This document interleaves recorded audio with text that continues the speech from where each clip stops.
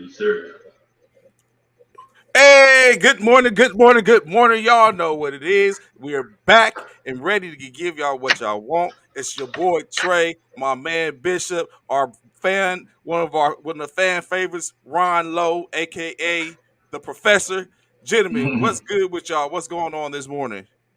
Hey, Yeah, yeah, WGO, yeah. WGO, what's going on, y'all? How y'all doing on this great Monday morning?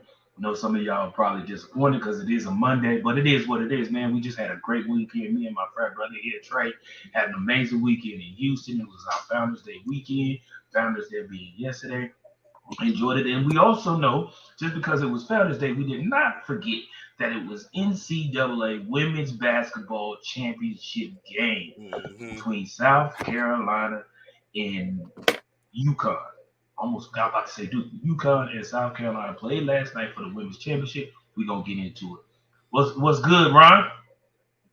Yeah, yeah, yeah. Let's do it.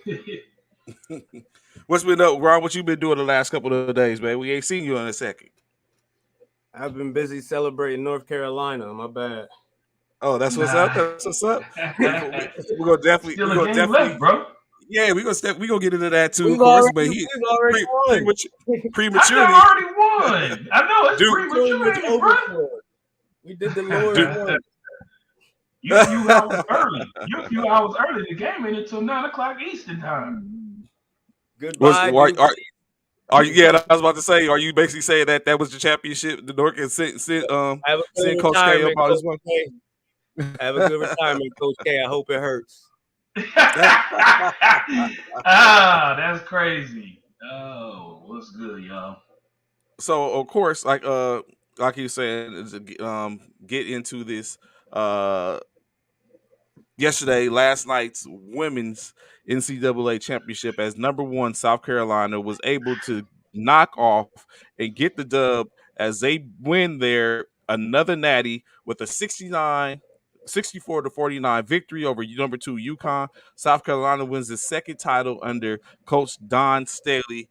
Um, Gentlemen, actually, was y'all did y'all watch the game? Did you see the game, I Ron did. I Bishop? did watch the Okay, game. I watched the game until probably all the way up until about what the. I watched it up to the fourth quarter or middle of the fourth quarter, and I have to say, man, Don what's Staley good, got Key? them. What's up, Key? What's up, Key? Don Staley got them girls. All cylinders. They came out on 11-2 run, man. They came out Mm-hmm. just ready to ball. Like they was not. They was beaten down and they didn't care. They didn't care that UConn was over there. They came out there playing with a purpose. Like they knew they was gonna get this dub. Shocking. Right, it's like so. Ron, you didn't think they was gonna get the W? You thought Army UConn was gonna walk away with it. Number 23. Yeah, UConn is that's their tournament. I think it was I forget their coach's name, but like they're just Gene 18th, 19th time to the final eight, then going to the final four again, then 14th, 15 times to the 14th. Final Yeah, Four. Yeah, so yeah. yeah. That's I even though that was I had South Carolina, but of course South Carolina was supposed to be in it yesterday as well. I mean, not yesterday, last year, but a last second in and out basket sent them home, in which we had one of the first African American female coach two teams in Arizona and Stanford, not to mention Pac-12 tournament championship, in which Stanford walked away with a victorious. So to see Dawn get this one, like I said, her second one. Um, I was there for it. You know what I'm saying? I was all there for it. So greatly appreciate looking and seeing and watching that hard working what she does. I mean, she got the bag. She got the secure bag earlier in the year. That So part. she's showing that's why she's deserving of that money. So shout out, saying Don Staley and the University of South Carolina uh Gamecocks, women's Gamecocks, as they become the 2022 NCAA national champions. Uh, good. What's good, Freddie? What up, AP, what's Freddie? going? What's going on? What's going on? What's going on? Look at him. How What up, about Lestan? What's you know what? yeah. See, this is what we're not gonna. This is what we're not gonna do. This is what y'all we're not not gonna finna do. crown these dudes before the game even start, bro. Don't crown these dudes. Now everybody come out and they're Carolina fans. That's what we're doing. Yeah, don't now come it's out here all trying it's the Carolinas with the plural. Yeah, the Carolinas. Good morning, fellas. I really enjoyed the videos from you. Reminded me of when I was made back in the day. Swine for them. That's what's up, Freddie. That's what's up, man. Appreciate you, Anthony. Good morning, Anthony. The Stanton, come on, bro. I was with you when we watched Carolina get that win. We was up in the club. I watched it. I'm with you, but y'all still got one game to go, bro. Y'all still got one game to go, bro. Y'all still got one game to go. Don't get too excited. I would hate for man. I'm gonna tell you like this, Trey. I would hate for the Carolinas to fall tonight, and Ron is not on here tomorrow. The Stan not on here tomorrow. We got to do a search party for them two individuals, man. I'm just telling you, man. I don't want that. Don't cook your eggs before they ready, before they hatch, man. Don't do it. I'm telling you, y'all about to jinx yourselves. I understand, but I try to tell y'all we had our championship party last night. It's okay. I'm shocked, Kansas. I don't believe in Kansas. This is North Carolina's tournament. So the Carolinas just running away with the NCAA in the deuce. Dang, 8th seed. Bruh. Oh, the Carolina. Oh, got you. Because South Carolina won last night. South Carolina won last night. So y'all finna dominate? Is that what you're saying there, Ron? The Carolinas is finna just run basketball after the night? Is what you're saying, Ron? What you telling me? If you watching the games, they're moving like on a different pace. It's the whole team. Like everybody is balling. It's crazy. From Love to Baycott, like it's just them boys. Is Baycott playing tonight? Yeah, he almost went down again. He's not looking too good. He sure did. Yeah, but that's my guy on the team. I don't know who I like more. Coach K came on and said that that's his player of the year, basically. So, but that's before we get into that, let's talk about Green. Don't miss that draft pickup, whoever get it. So, number one, Kansas, of course, like we talked about over the weekend, defeated number 2 Villanova 81-65 for their chance to go to the trip to the national championship. And additionally, as we were just talking about, number 8 UNC knocked off number 2 Duke 81-77 for a ticket punch to the finals, which ends Coach K's career as he doesn't go out in style like a lot of people preferred. Hubert Davis now has a chance as a first-year coach to win the national championship as they take on number 8 takes on number 1 Kansas in the men's final. As we were just talking about, Coach K came up after before he went to the podium for the media to talk with the media after the game, walked up to Baycott and basically told him, like, saying, I hope you're okay. You are my player of the year.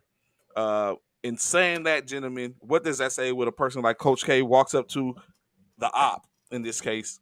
He walks up to the op and tells him, like, hey, you are my number 1. You are my player of the year when you was running the whole team. So what does that say, gentlemen? I did pick Duke, Anthony, and I'm picking Kansas. I'm not picking North Carolina.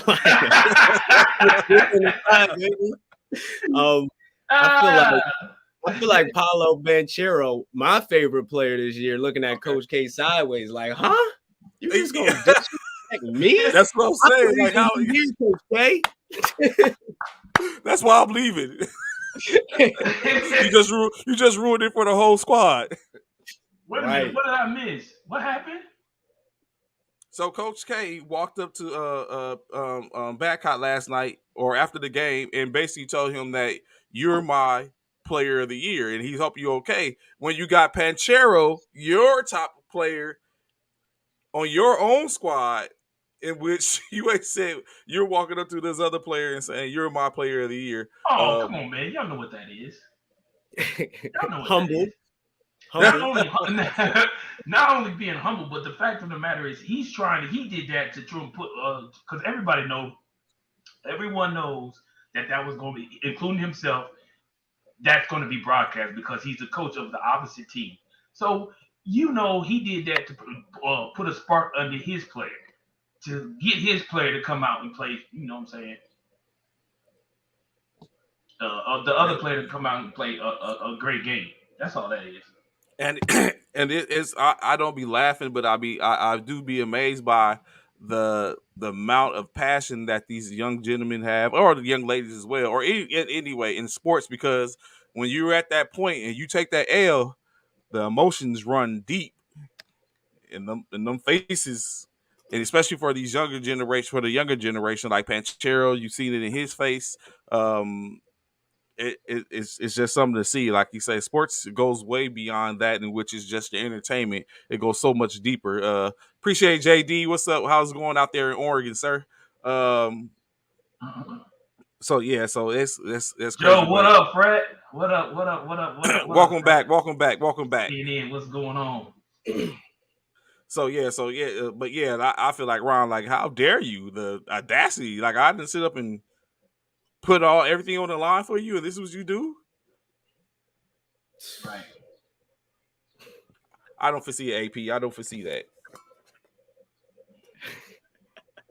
He has to. He gonna have so much hate in his heart. Not only to losing the championship, but also in the last game of the year, man. There's no better way to go out. Will Coach K pull the Tom Brady and come back for 1 year? No, I think he's done.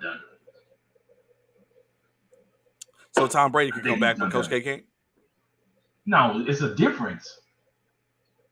Tom Brady ain't been in like as long as Coach K's been in.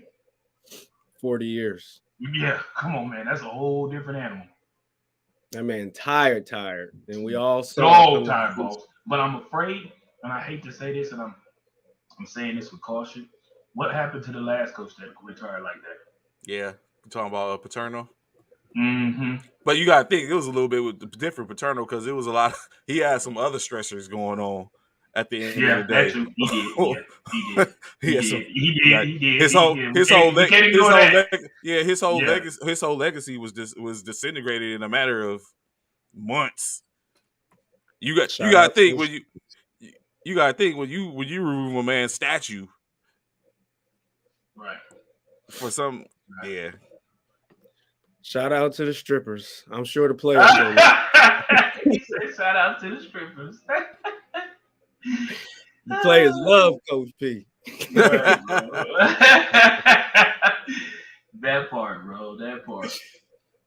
So, as we know, the 2022 on NBA action, the 2022 Hall of Fame inductees were announced with Tim Killer Crossover Hardaway and Manu Ginobili as the headliners. Additionally, they also had, of course, who also was being inducted was let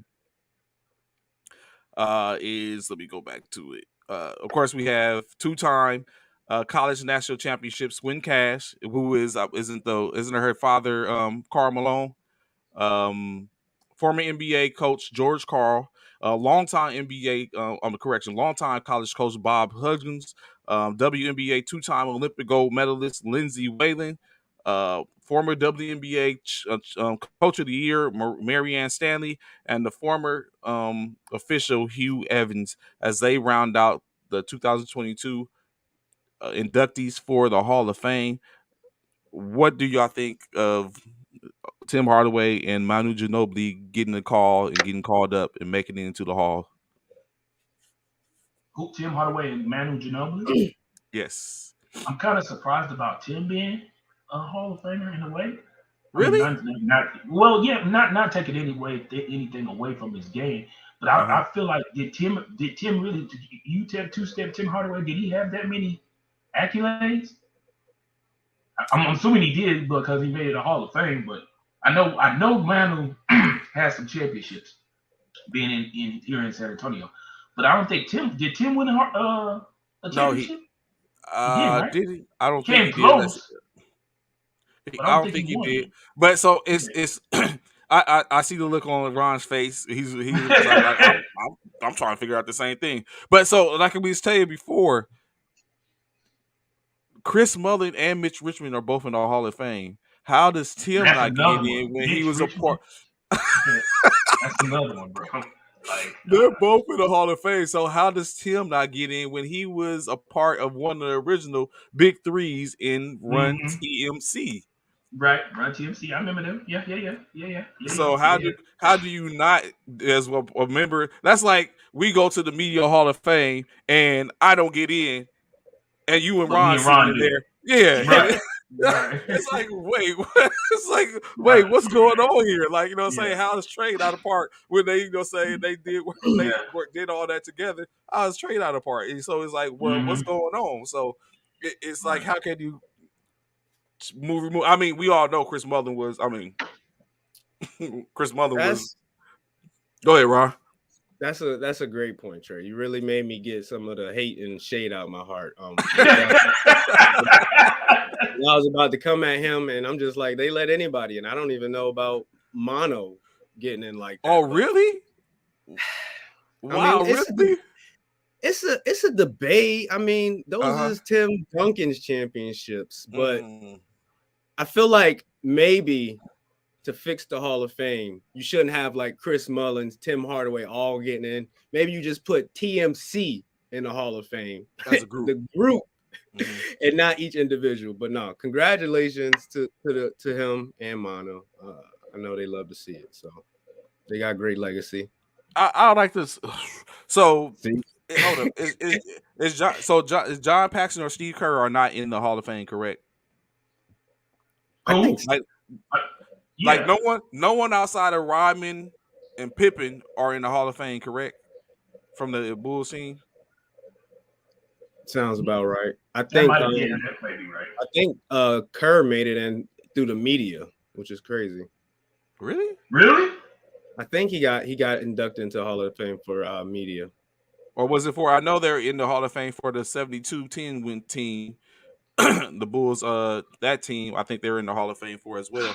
So the reason I say that is because contributors and. In this case, Ron brought up a good point. Those are Tim Duncan's numbers. But let's take a look. From that team, how many people are in the Hall of Fame? David Robinson. Avery Johnson's a Hall of Famer, correct? Yeah, I give that. Yeah, I'm going to go with what Anthony said. What did he say? Oh, it's a joke. So, David Robinson, Tim Duncan. Tony Parker's not a Hall of Famer yet, is he? Yeah. Yes, he is. He is? Tony Parker? Yeah. I think he is. Let me see. I think Tony Parker's he's been out long enough. There's no way you can have Tim Duncan and Manu not be Hall of Famers and Tony not. Well, you could have Tim Duncan. You could have what do you mean? I said Tim Duncan is a bona fide Hall of Famer. Right, but you can't have Tim Duncan in there without Tony. Ron. Or how you gonna have Manu in there before and without Tony? That's just me. Y'all don't agree with that, Ron? It should be hard to get into the Hall of Fame. It should be. It shouldn't be easy. Okay, but then let's go with this. Then let me ask y'all this. Yeah. So Tony Parker's not in yet. Wow, he's not. Tony Parker's not. He's not. He's not eligible till next year. Oh, it ain't been 5 years yet. That's the only reason why I thought he might not be in is because he hadn't made his 5-year mark yet. That's the reason why I was about to look it up. But anyway, I was saying is, do y'all feel like what Trey's sitting here talking about? Do y'all feel like teams that have won championships should those players that was on that team, should they go into the Hall of Fame? So in other words, just like you said, Trey, the Bulls should the John Paxsons and the Craig Hodges go in because of the championships they won with the Bulls? Should the Tony Parkers and who else was over there? So the reason that Bulls team is in because they was the first 10-win team. That's why I said they were in. They was the first what? 10 win season, the 10 loss season. Sorry, 10 loss season. The 71, Yeah, that's 71 and that. 10 Yeah, or 72 and 10. yeah, I think that was the first time. That was them, and then of course the team after that, what, the 9 loss Golden State Warriors. Their whole team is going to, I think, was Hall of Fame. Is going to be Hall of Fame worthy as well. That for the team specifically, then that's how they're going to probably get in, because you got to think Yao Ming didn't get in as a player. He got in as an international. But see, He got in. but this is my thing, Trey. So do you Yes, feel sir. like in other words, like what is his name for the Bucks? Giannis? Ray Allen? No, not Giannis, but who's over there with Giannis right now? Middleton, Giannis, Chris Middleton, Drew Holiday, Them two, Bobby Middleton and Portis. Holiday. If Uh-huh. Middleton and Holiday, do you feel like, and I know it's early, the season's still going on, it's still early for their careers. Do you think do you think Holiday and Middleton should go into the Hall of Fame if Giannis goes in? No. Not a chance. Because I'm like, Ron, it should be something very, very, very, very difficult to achieve. You know how I see it, Bishop. It's kind of like when you're announcing him to the Hall of Fame, you should be reading a list of accolades. 2-time MVP, 2-time champion, 6-time All-NBA, 15-time All-Star. That sounds like this on the all-time scoring list and all that type of stuff. I'm gonna read somebody's accolades real quick, and y'all tell me if it sounds like Hall of Fame. Okay. Introducing, insert name to the Hall of Fame, winner of not winner of Rookie of the Year, on the All-NBA rookie team, NBA Sixth Man of the Award, Year of the Award winner 1 time, and All-NBA 2 times. Welcome to the Hall of Fame. No, that's not enough. That's Manu Ginobili. Yeah. Oh, really? Yeah, I knew it. Yeah, I knew it. Six man.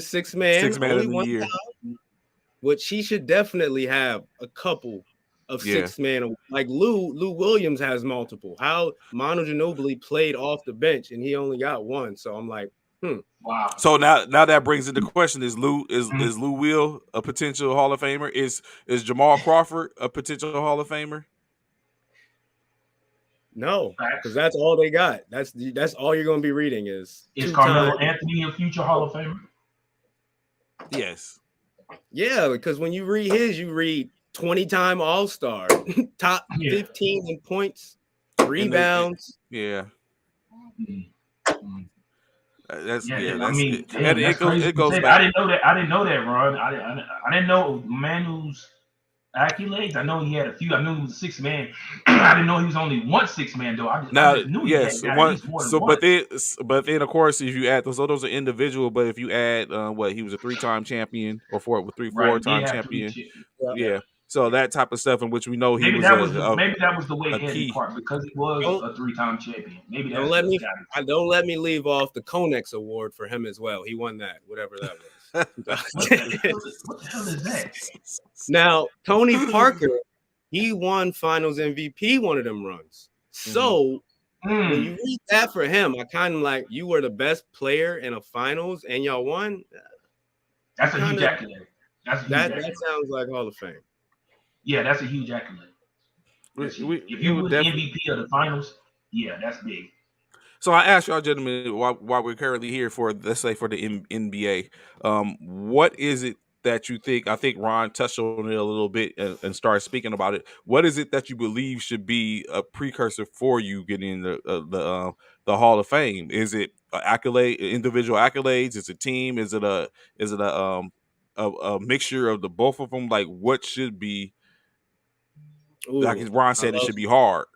I love this game. I feel like it should be at least 5 to 10 years of where your team was a championship team. Like y'all were expected to be winning the championship, at least be one of those top teams for a couple of years. Contenders are like a consistent contender. Okay.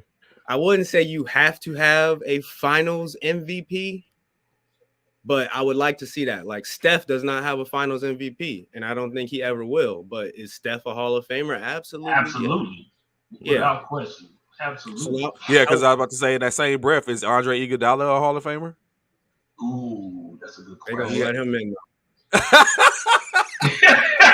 because he has a Finals MVP. I was Yeah, like, and but don't forget, he won the dunk contest. I don't even know if he won it when he was in it. yeah, So yeah, Bishop, yeah. what did you say, Bishop? What is your what accolades do you? I mean, what do you add or take away from what Ron was saying when it comes to the Hall of Fame or Basketball Hall of Fame getting in? Yeah, I do have to agree with Ron, like he mentioned earlier in regards to, you know, um, you have to have some things that on your list that makes you stand out to even be considered a Hall of Famer. Um, I personally feel like I totally get where Ron's coming from in regards to, um, you know, Steph Curry. You know, he hasn't won Finals MVP, but which one holds more weight in y'all's opinion? Does the Finals MVP hold more weight than the season's MVP? Like, which one has more? You know what I'm saying? Has more clout Mm-hmm. when it's said and done. For me, yeah, I feel like your accolades, like he said, it needs to be a list of things that you have won or have And you, accomplished to it's be in that funny you, Hall of Fame. it's funny you say that because Steph has two back to back Regular MVP. league MVPs. MVPs, right? Right. That's what I'm When saying. you Which think one weighs more? Like, if he had won a Finals MVP, would that trump those two regular season MVPs? You know what I'm saying? Like, which one holds more weight in y'all opinion? To me, the league MVP does. Okay. Because it sounds the Finals MVP puts me in the mind of it's just for that game. Who did damage or Well, it's for who the did whole the most work? finals. Yeah, it's for the Well, yeah. whole. So Yeah, so it's like that, but you know, what I'm saying like that's 12 games, 16 right. games at you know, what I'm saying at minimum of your organization winning Mm-hmm. and from that part. So I would think the league MVP holds the more weight because we're talking over an 82 game season in which Right. you've dominated 450 men as opposed to that in the 16 teams that are Mm-hmm. in that tournament. So Okay. because like I said, Which makes Andre sense. Iguodala he got one, and I mm, actually think they gave him that because of the defense plays in which he did in that finals game as opposed to over the whole course of that season. I'm on the opposite end, Mr. Ross. Okay. I kind of disagree. I feel like it's a discrepancy though on the NBA because Okay. they should handing the MVP award out at the end of the season and not before the playoffs begin. Okay. Regular regular season award, but I feel like if it was handed out at the end of the year instead of before the playoffs start, it would fix a lot of these people that got MVPs that shouldn't. Like a couple people got LeBron James MVPs out here, and the King gonna need them back.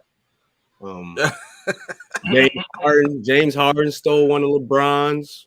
Russell Westbrook should have been LeBron's. So basically, you're saying that they need to wait till after the season to see what they do in the playoffs as well. It needs to be a whole like the league needs to take in consideration the playoffs as well. Yeah, like right now, you can hand the MVP literally to Joel Embiid, Giannis, or the Joker, and Mm-hmm. everybody's gonna be like, okay, it makes sense. Of course, I want Embiid to win it. A lot of folks want Giannis, blah blah blah. But if it was held toward the end of the playoffs, we get to look at how they're How they gonna do. fare up Like if in the this. Sixers go home in the first round, there's no way Embiid should have an MVP trophy this year. Mm. There's no. You said there's no way for him that he should have one this year. If the Sixers go in the first round, he said there's no way they should go Oh, have okay. it. Oh, okay. Yeah, I could get down with that. I can get down with that, of course. Additionally, another award has been revealed. If you didn't know, the league has revealed the Kareem Abdul-Jabbar Award, which goes to the annual social justice champion. As we all know, Kareem was at the forefront of those civil rights and different things in which back in the day there was no social justice. It was social justices, but it wasn't social media to portray that. When you think about the Jim Browns and the um, Muhammad Ali's and those type of conventions, Kareem Mhm. Abdul-Jabbar was one of the individuals at the forefront. So the league has created an award named behind him to show the love and you'll say him as the forefront of what that was for the league. Ron, you laugh because I'm sitting here because I'm trying not to bring up make it a Laker thing, but when I look at it, I feel so much disrespect for Kareem. From him or for him? For him. Yeah. For him. Yeah, for yeah. him. I was going to say, yeah. That's why So like you know what I'm saying, we talk about the greatest Lakers of all time, and Kareem a lot of time is not in those conversations. And I don't get it. You know what I'm saying? I was even guilty of it. He's not on my Mount Rushmore. And it's because of how the league treated them and many of our black players back in the day. So that's why I was laughing. It's kind of the NBA is kind of trying to fix some of their old broken ways and wounds of the past by giving him his love. So yes, so he is crazy. now so that. Go ahead. I don't know how many of us are watching Winless out there, the new Magic Johnson show on HBO, but the last episode that literally aired is crazy that we talking about him was his episode, and they went through all his trials. I'm two episodes behind. I think the last thing I caught was the beginning of the one with him and Norm Nixon was meeting, and he was humbled to talk to Norm Nixon about how to get better. So I got to get cut up. We got to get Bishop on it. Bishop relents to go watch the show. He relents to go watch the show. I'm not watching that nonsense. To go watch the show. Bro, you have to, Bishop. Every time the episode ends, it's almost just like Power. I'm just like, oh, I want more. Oh, for real? It's a good show from what, like I said, I'm one episode or two behind, but yeah, it's crazy. It's not what you think it is, that's for sure. Right, man, and they destroyed Kareem. It's happy to see him get his love, but he probably like whatever. So, additionally, CP3 Hall of Famer, first ballot. Oh yeah, he's the point guard. Yeah. Point guard, like you said, point guard CP3 passes Gary the Glove Payton for fourth on the assist leader list of all time. Now he currently only sits behind Michael Jordan, Jason Kidd, as well as Stockton. John Stockton. Of course, CP3 now has 2,400. Michael Jordan. Michael Jordan is number 4. Michael Jordan's number 3. 4 assists? Yes, sir. Michael Jordan's number 3. He's gonna catch Michael Jordan, but he's definitely Michael Jordan's number 3. Jason Kidd's number 2, and of course John Stockton is number 1. So, like I said, CP3's at 2,446 assists. Yeah, I didn't either. What's good, MEB? MJ. What up, LB? What's good? CP3 first time going for sure. Yes, Leo. But yeah, you know what? Is Ron? I had the same emotion when I looked. I was like, "Oh, Jordan's crept up in there." I didn't know. He was that high up on the list. Big in the LeBron Jordan debate. Yeah. Look at this dude. Look at this dude. LeBron be like, y'all don't consider me a scorer. Look, I'm leading the league in points, but Jordan, y'all sleeping on me a passer. I'm higher than you, LeBron, and all time. Y'all sleeping on it. Yeah. So it's one of those creeping. There it is. Additionally, that we was just talking about it before we get into the recap of these this last night's games as we get closer to the season. As we know, 4 games are left in the league. Earvin Magic Johnson will be airing a 4-part docuseries called They Call Me Magic on Apple TV starting April the 22nd. Be sure to go check that out. Bishop, check out the docuseries. Check out the rise and fall of the Lakers Showtime era. You got to get with the program, Bishop.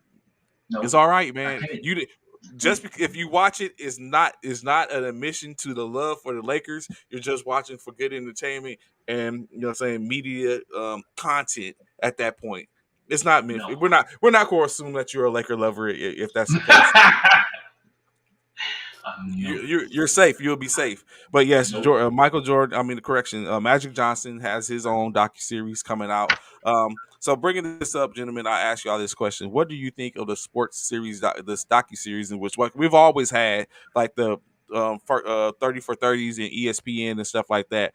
But we have entered into a new realm, in my opinion, when you look at the docuseries, of course, The Last Dance, the one with TNT, um, Tom Brady, uh, Colin Kaepernick, in which he has another one coming out with him working producer Spike Lee, and now we have Magic Johnson. What do you think about this era of new docuseries or multi-series docuseries that come out depicting and talking about the individuals? Are you there for it? I am. I Yes, don't have a problem with that. right. It's modern day books, I guess, is Mm. what we're going to look back on 10, 20, 30 years from now when we're debating who was this LeBron James dude. We're going to have to go watch the LeBron James doc and compare it to Magic Johnson's and Jordan's. Mm-hmm. I agree. I History. agree. Kobe's Muse, yeah, Kobe's Muse. So, have which one is has been your favorite so far? I still haven't seen Man in the Arena. I got to catch up on that as well as the TNT one. But from all the ones which y'all have seen, which has been your favorite? What docu series? Yeah, Of course, the Michael Jordan one. Come on. such disrespect. I mean, it's. I mean, I guess it's kind of unfair because I ain't watched any other ones, but for sure, Like I said, the Last I Dance still right haven't seen now. a Man in the Arena, so I'm gonna have to go check that out. Yeah, I ain't seen that one But either. yeah. I want to see that one too. I haven't seen that one. Yeah, So but you'll right watch the Yeah. now, Man in the Arena, but you won't watch They Call Me Magic. yeah. What's? I mean, yeah, yeah. Man in the Arena, of course. I watched that one. I don't want to see no. For one, yeah. I don't know what it is about You've been hoodwinked, that. Bamboozled. led astray. Yeah, I don't know, man. Bamboozled. Yeah, I don't know. I just something about that the Laker one. I don't know. Like that one is. I don't know. I don't know what it is. You're The dude they missing. trying to get look like Magic, and the dude they He got looked trying to like look like some bro. Kareem. They look like Like them. that's crazy. They That's literally look crazy. like them. That's the funny thing. Um, Hmm. let me see. Last night y'all catching the games last night? Nah, I told you I went to bed right before right after one of that championship game was over. Right before it was over. So I didn't catch no games last night. I saw a little bit of the footage of what happened last night. But I ain't catching none of the games. Let me see as I cue it up. Uh,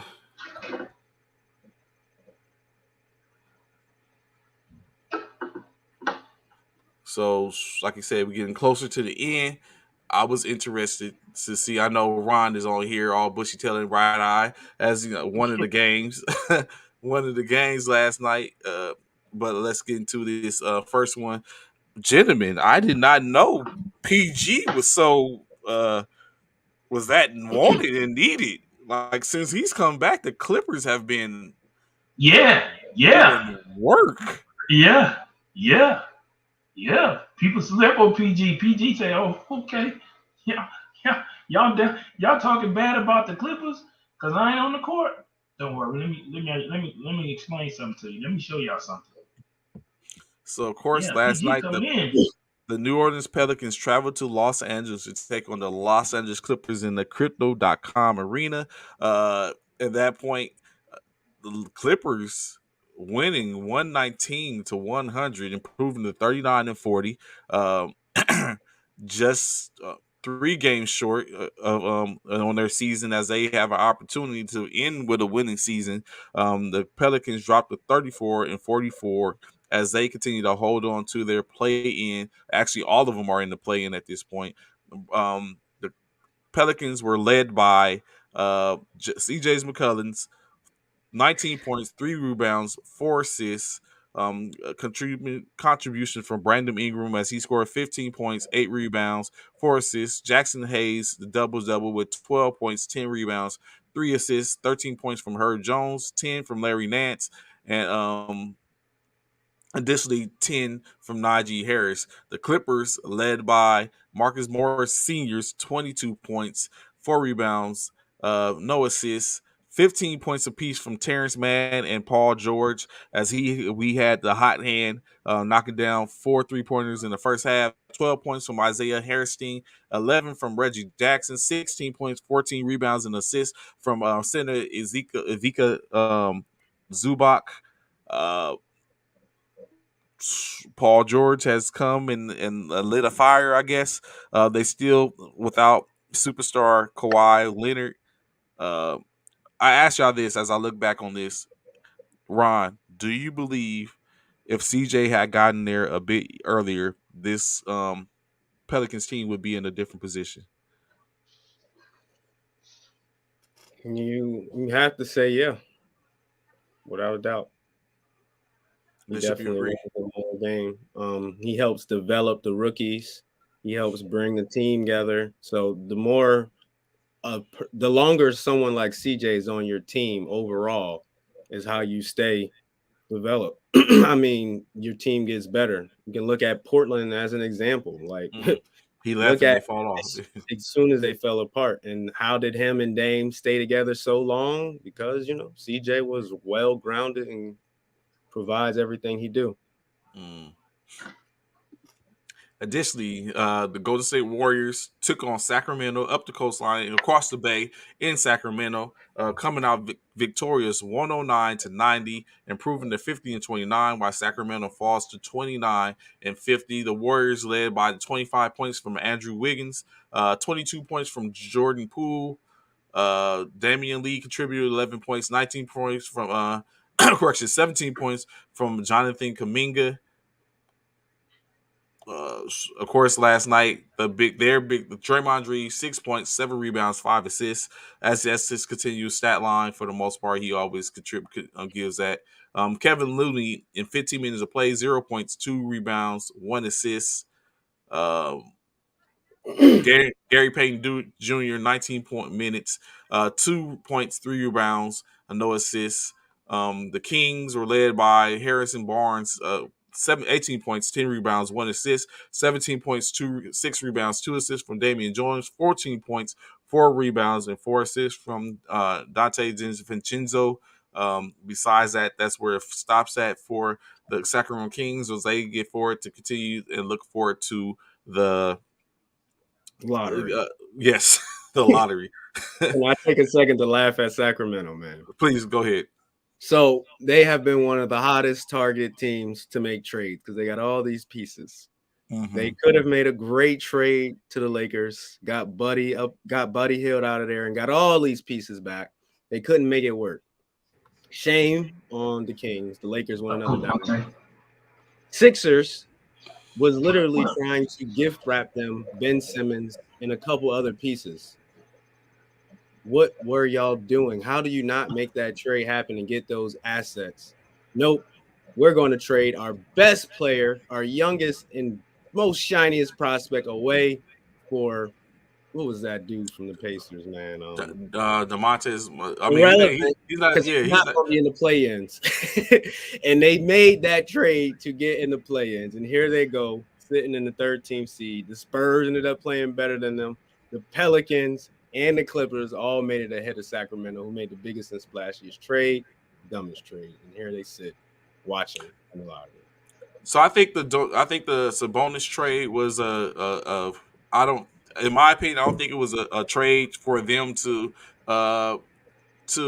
benefit from this year. I think it's going to be over the course of time because I mean Sabonis isn't a slouch, but like you said, you gave up. And not Halliburton, however, is a little bit younger, but Sabonis isn't too. He's not too far in his prime, but I would be interested and wonder what they're going to do with the assets to put some people around him. They currently I feel like it's De'Aaron Fox, Sabonis, and maybe even let's go as far as to say oh shoot, I just forgot just that quick. Maybe Harrison Barnes as their nucleus and to build around them. But of course, you need more shooting, and I think it was a trade that actually helps both teams more so for the long run at this point. Sacramento, man.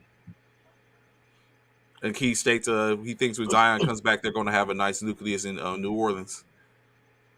If Zion comes back and looks like 75 to 80% healthy Zion, I got the Pelicans upsetting somebody in the first round. Ooh wee. Ooh wee. What's going on, sis? Good morning. Good What morning. up? What up, sis? What's going on? Good morning. Good morning. Good morning. Which if they did make it in, they will be the eighth or seventh seed and get to play Memphis. Ja Morant versus Ooh, Zion. versus Zion. Ooh wee.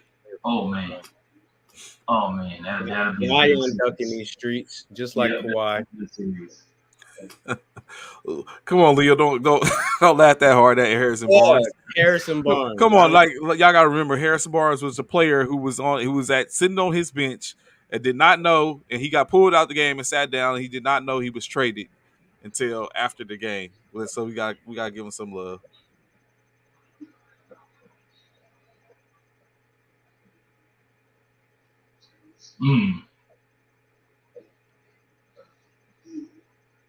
It's possible, Coach Dante. So, like, in which matter of fact, we'll get to that in a second because I have some questions for y'all, which talks to as far as from a GM standpoint. So we continue on the Minnesota Timberwolves battled against the Houston Rockets last night.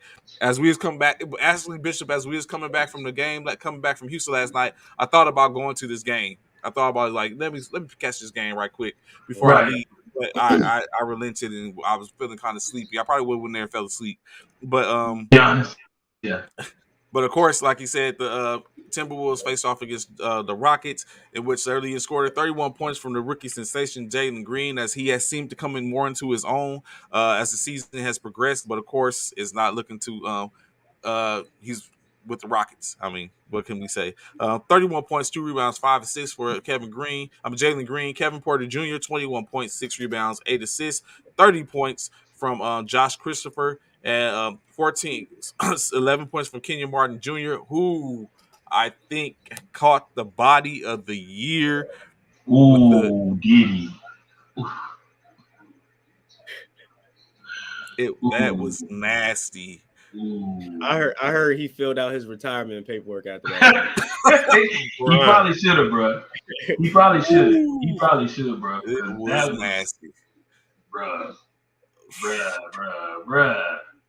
And then he looked like at the second height, he elevated and put him past the rim. He like rised up even more. Yeah.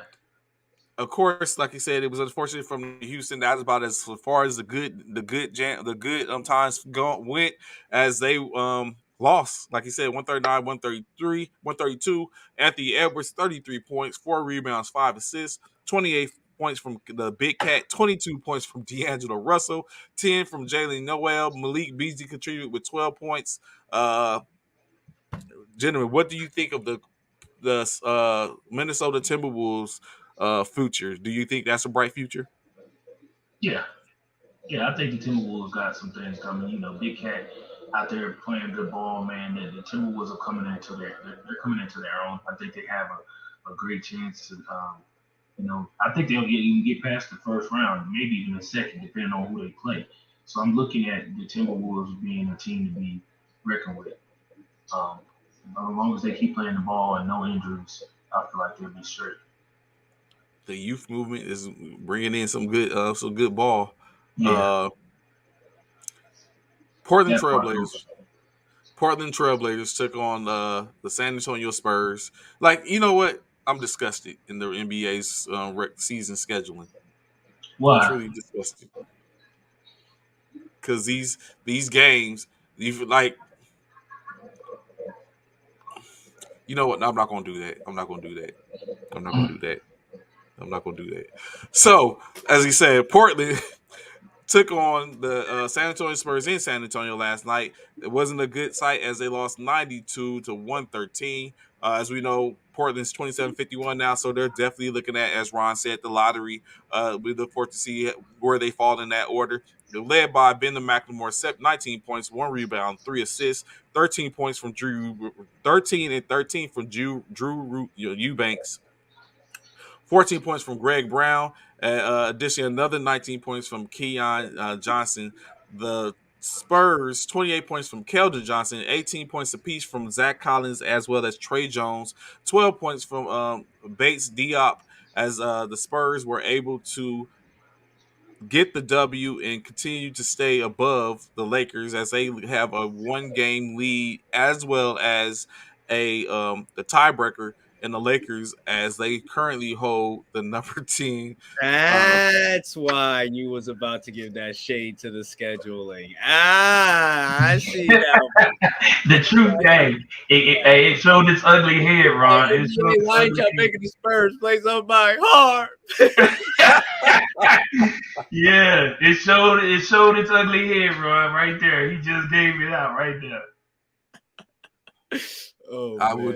would not confirm or deny the statements in which my You ain't got to. counterparts We know. discuss Yeah, we at this know. time. Yeah, it showed its ugly head. But yes, we had that. Of course, in other news, them Boston Celtics hosted Yeah, hosted the Washington yeah. Wizards, in which it was a drubbing. Like they shouldn't have even pulled up. It was like a party in which you come to. You got you and your dance crew come to. He's like, yeah, we about to represent up in here, and then you pull up, and the hosts were not playing, and you pulled up, and you shouldn't have pulled up at this. I told you. Washington just went ahead and took whatever was going to come with them not showing up to this game. I told you. But of course, they showed up, and the Wizards did disappoint. Of course, it was led by 17-point Kentavious Caldwell-Pope's, 14 rebounds, 17 points from Kristaps That Porzingis, part cooked our 16 ass. from Ish Smith, 10 from Deni, but it wasn't enough as a 42-point thrashing was issued like it was CIF. um, 32 points from Jaylen Brown, 7 assists, 5 rebounds. 5 assists, 7 rebounds. 17 points from Derek White, 22 points from Jason Tatum, 16 from Grant Williams, 10 points from Al Horford. It was just points all over, points aplenty. It was nothing which they can do with a 42-point drubbing. The Wizards dropped to 34 and 44 in the season as the Boston Celtics improved to 49 and 30, as they basically wait these 3 games out so that way they can sit and watch the teams play in the play-in and then figure out who is going to be the final, what's going to be the final standings. What was Coach Dante saying? Oh, It's this is about what the he was Lakers. saying. It was nothing. It was nothing. He wasn't saying anything. No, he was saying something. He was saying something. You need to hear it. You know what? Okay, y'all gonna keep that same energy. Keep that same energy. That is what's Yeah, up. yeah. And Anthony Davis looks, kind of great. They're all gonna laugh at you. They're all gonna laugh at you. Uh, so last night, that bad man in Dallas, Ah, ah, Luca Magic, Luka. Luca Magic. That is a bad man there. How did Boy, we not get him? y'all have no idea. That dude is We en- true. we ended up with Lonzo, who is not even a part of the team now. But in case I digress, the Mavericks get the W versus the defending NBA champions, Milwaukee Bucks, as Mavericks was led by Lukas Doncic, 32 points, 8 rebounds, 15 assists, as he is the third. He has three games in which he has won, which he has produced 32 points and 15 over 15 assists, while the rest of the NBA combined has the same stats. Of course, Doncic also had a contributor in Dwight Powell's 22 points, 13 rebounds, 1 assist, 15 points from Jalen Bronson, 11 points from Dorian Finney-Smith. Giannis Antetokounmpo's 28 points, 10 rebounds, and 2 assists led the Milwaukee Bucks. Portis continued with 17 points, 20 points from Drew Holiday, 14 points from Brooke Lopez, and 11 from Chris Middleton. As of course, it wasn't enough with the Mavericks getting the 6-point win in Milwaukee. What is the ceiling, do you guys think, for Dallas as we get ready for them to head into the playoffs? I predicted Dallas Memphis conference finals. Yeah, I was about Wow. to say Dallas. Yeah, I was about to Really? say same thing. Dallas make it deep into the playoffs.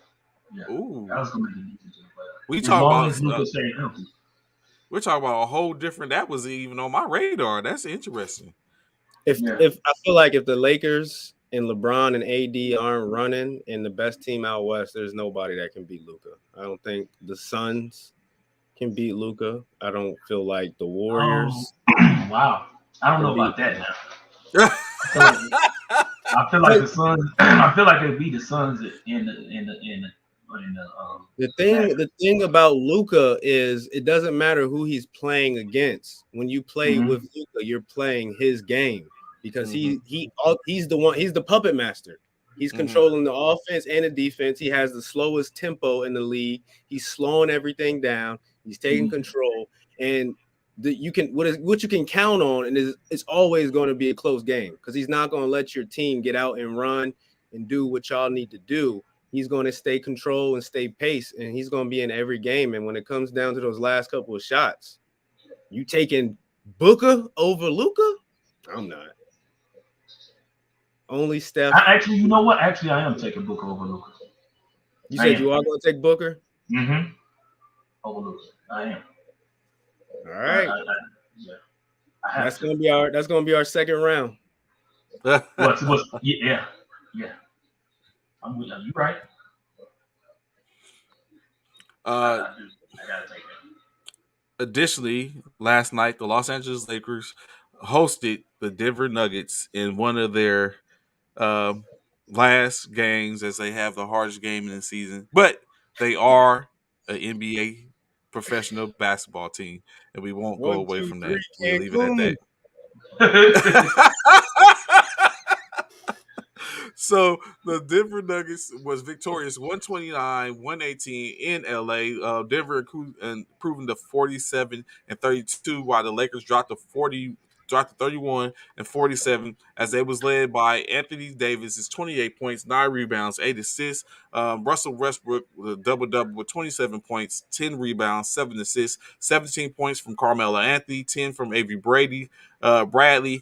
Um, but the Nuggets, of course, heavy lifting. 25 points from Will Barton, Joking. 24 points from Aaron Gordon, 10 points from Devin Reed, 10 points from Bones Highland, the joke Nikolai Jokic, 38 points, 18 rebounds, 6 assists, as they was able to get that dub. DeMarcus Cousins even contributed with 14 points, 3 rebounds, and 3 assists.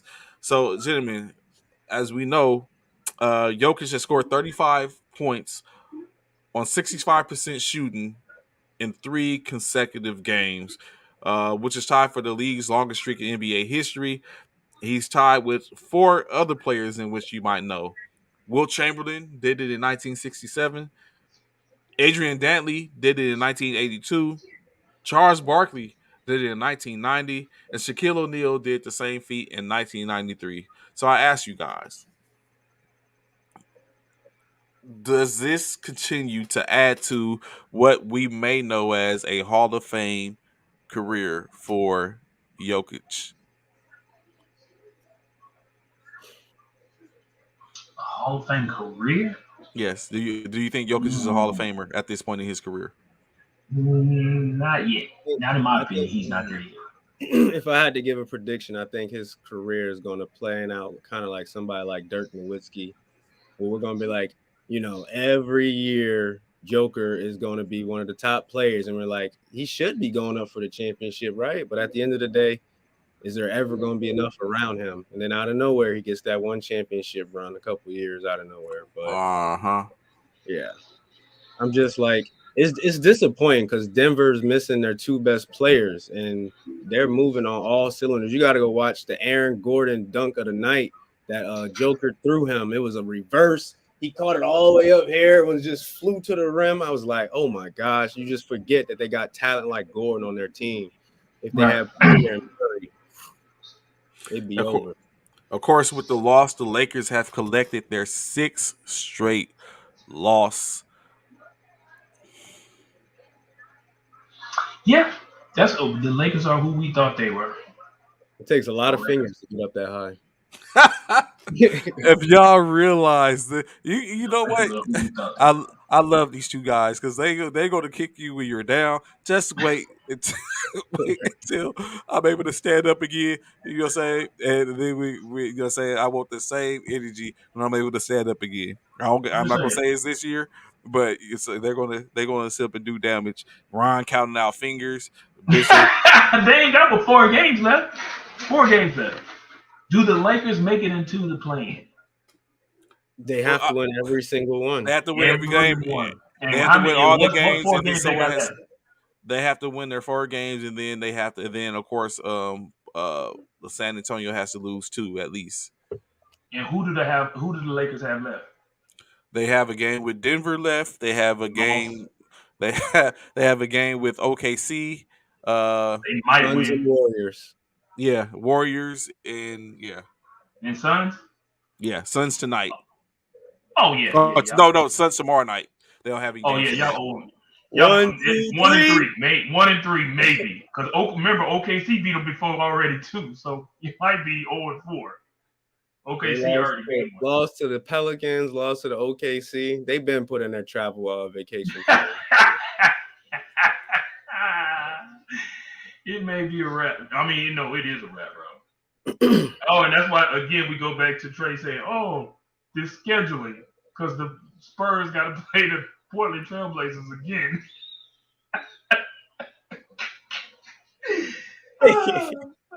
This is loving it. Well, you know what? The Spurs have a tougher 4 games, Trey. They got the Nuggets, then the Timberwolves, Warriors, Mavericks. They could lose their next 4 easily. But to see that's the big thing about that, Ron, the Lakers got to win their 4 though. Yep. Flights are booked. Fights are booked. I'm not gonna give up hope on the Lakers, Trey. So if they make it into the playoffs and you flaming Bishop, I'm just telling you, man. Right now, the Laker kids, they're all looking forward to the summer. I get to spend my summer with my dad. I get to hang out with my dad. Yo, I get to hang out with my dad. My dad is gonna take me to Disney. Did y'all win? No, we didn't win. We didn't win. But my dad said he's gonna take me anyway. It's just sad you He's got. gonna take me to Disney World. You're gonna have sad, frustrated, disgruntled, league leading scorer dad this year. So man, you're gonna have a salty dad. Yeah. So go have Westbrook going to change out his wardrobe during the off season. Dad, Westbrook's on the phone again. He says he's coming back next year. Hang up the phone, little LeBron. I'm just saying, bro. I'm just saying. As we move on to other NBA, the Detroit Lakers Pistons beat the Suns in 6. The Detroit Pistons, shoot. Wow. 121-117 over the Indiana Pacers. Both teams 20 points, 20 games apiece, as the Pistons are improved to 23-56. The Pacers dropped to 25-54. The Pacers were led, of course, by 31 points from correction. The Pacers were led by 20 points from O'Shea Brissett. 3 players scored 19 points apiece, 19 points, 9 rebounds, and 17 assists from Tyrese Halliburton, making him, in which he had 17 assists and not a single turnover. 19 points. What player? Halliburton, the former former Sacramento King. Kings, 19 points from Isaiah Jackson. 19 points from Buddy Hield. Yeah, Ron, like who traded him? From Buddy Hield, 9 rebounds, 4 assists. But 15 points from Terry Taylor. The Pistons, however, led by 31 points from Sadiq Bey, 4 rebounds and 2 assists, in which side Sadiq Bey only played 23 minutes, scoring 31 points on 61% from the field goal and 74% from three way downtown in only 3 quarters of play. this Sadiq Bey is starting to get my attention. He's I'm a he's believer.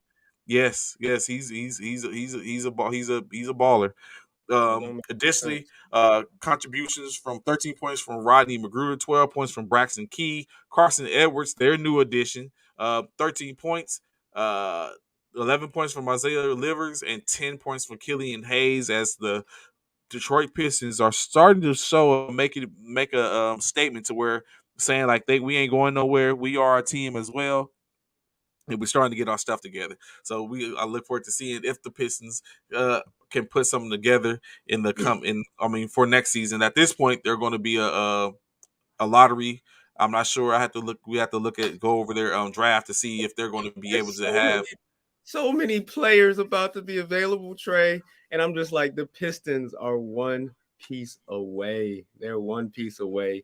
They got their point guard. They got Sadiq Bey, a scorer off the bench that can give you 50. They got Jeremy Grant. They land Jabari. I can see them with Apollo. They're gonna be a problem. Vacation brochures in the locker room really key. You just gonna add to it, huh? I tell y'all. Look at this here. Look at this here. And look at this. All separate brochures. LeBron was like, "Hey, y'all go to the other side of the world. Y'all can have the West and the South. I don't want to see y'all." And look at the key with the disrespect as I get ready to come up and talk about the Philadelphia 76ers took on the Cleveland Cavaliers with the victory 112-108 as the 76ers clinched their playoff appearance. The Cavaliers, led by Darius Garland's 23 points, 4 rebounds, and 4 assists. Contribution from Karis LeVert with 18 points, 3 rebounds, 7 assists. 16 points from Laurie Markkanens with 7 rebounds and 2 assists. Lamar Stevens, 18 points. Kevin Love, 12 points, 5 rebounds, and 3 assists. As they Embiid did heavy lifting. 44 points, 17 rebounds, 3 assists. James Harden with the triple dub. 21 points, 10 rebounds, 10 assists. Tobias Harris, 11 points, 5 rebounds, 3 assists. 11 points and 3 assists from Tyrese Maxey. Ron, is this the Philadelphia 76ers in which we should hope to see during the playoffs? I have 2 thoughts going forward. For now Yes, on, sir. when we read Tobias's stat line, can we just say, we can throw those numbers. Just say Tobias Harris was there. Just Tobias Harris played. We don't care about his stats, man. But Doc told Embiid to go ahead and go for 60 and solidify your MVP case. And Embiid goes, Doc, if I only want to score if it comes to me naturally, if it's meant for me. No, Embiid, if you don't shut up and go score 60 points. So I'm just giving us the forewarning. His coach is telling him, stop playing around, go take over, don't pass it, just go get your points. Get the ball to Joel. That's it. Exactly. It will be a 60-point game impeding. And the Sixers don't got to play. They got a smooth ride into the playoffs. Pacers, Raptors, Pistons. So he really can average 50. Sixers and 4, Key. I know you was talking about them and the Bulls in the first round. If the Sixers should not lose a single game to the Bulls. So do y'all think this is the team going forth? I think No. this is good. No, this. Oh no. Okay. It's just right now. For right now, that's some pretty impressive stats. You know what? I think Tobias is hearing you, Ron. I think he's going to show up. I think he's going to end up showing up. That man makes so much dang money. So much money. So who else? Oh, okay. Let's go to this. The Knicks. Oh my. Yes. The Knicks was hosted by the Orlando Magic in Orlando. 20-59 Orlando. Faced off against 35-44 Knicks, in which 118-88 was the end result. The Orlando team led by Moritz Wagner's 18 points, 9 rebounds, and 1 assist. 11 points apiece from Markel Fultz and Terrence Ross, and 13 points apiece from President Dekas and Mohamed Bamba. But it wasn't enough as the Knicks full throttle, all engines go. 27 points from RJ Barrett, 5 rebounds, 6 assists, 20 points from Obi Toppin, 19 points from Alec Burke, 12 points, 10 assists, 10 rebounds from Mitchell Robinson. Without Randall, but the play of the night was Emmanuel Quickly as he dropped a triple double with 20 points, 10 rebounds, and 10 assists for his first triple double of the year. Don't you do that? Harrison hit 5 3-pointers. See, the She other giving night us Tobias Harris stats. I just said he was there. he was there. That's all. That's all we need to know is that he was there. And so that the Knicks, Bishop, your man, RJ Barrett, doing all the heavy lifting while Randall was out and continue to wheel him forward. Yeah, the lefty team. One of the lefties went in, and RJ Barrett said, "I'm finna take over. I'm gonna hold it down for my lefty partner and carry the team, put them on my shoulders." The Knicks are a mess, man. They are. I agree to that. They are. They still trying to figure it out. Is this what they're gonna do every decade? Just I have know, right? Like I was they just have thinking the same thing. One great one with Melo, and then they had like one great run in the early 2000s. Is this what they're about? when they had what's his name? Not Wade, but Rose. Derrick Rose. He's still there. I think he's on the bench. Is he still there? I thought he was moved. Yeah, he's injured. I think he's injured. I thought yeah, he's injured. He's there. He's just injured. Which ain't surprising. Derrick might well just go hang it up, bro. And of course, our last two games of the night, the Oklahoma City Thunder with a surprise appearance in the win column, winning 117-96 over the Suns. The Thunder, of course, led by 24 points from Oliver Starr, 17 apiece from Wiggins and Aleski, 11 points apiece from Isaiah Roby and Vic Kresge. Of course, they was out they shut down Giddens. And SGA didn't play last night, and they was able to get the win of the Suns. Leading scorer Mikal Bridges, 18 points, 2 rebounds, no assists, 11 points from Chris Paul. Like he said, we discussed earlier, he gets the third, moves up to fourth place in the assists, and 10 points from Landry Shamet. Ron, Bishop, did y'all think this was just a give me game from the Suns to the OKC Thunder? Like, do you think they was actually that far off key to where they couldn't get the W with the Thunder missing 3 of their top players? Yeah, this don't sound like the Suns. So Booker and CP3 didn't play. No, neither one of them played. Which I don't blame them. I don't blame the coaching of not allowing. They've already solidified their spot. The Suns have. Right now, for those people with these few games left, you can't afford to play your key players a long period of time because you do not want to take a chance on getting them injured, hurt, or any type of way.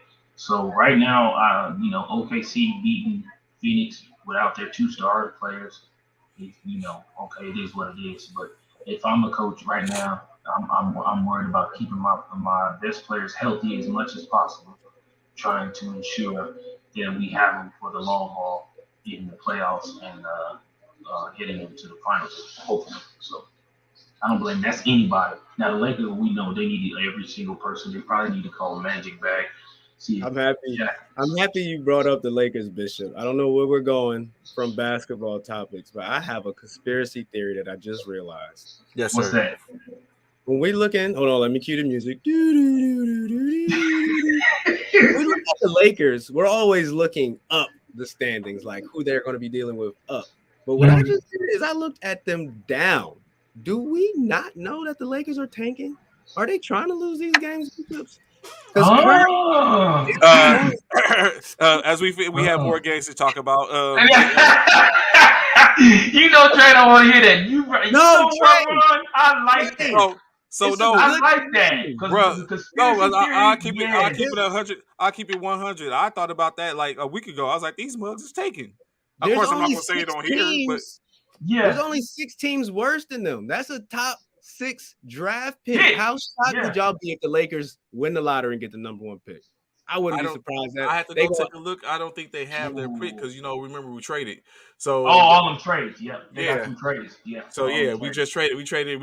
So yeah, it's unfortunate. It's not gonna go to us. But I was like, they take it unless it was in the contract or the literature that if they're Oh, a top 2 or 3 team or something like that. But I don't know. But yeah, I thought about the other day. I was like, they tanking. They got to be tanking. It's no they other don't have their explanation. draft pick. Oh my gosh, I completely forgot. So they're not losing on purpose.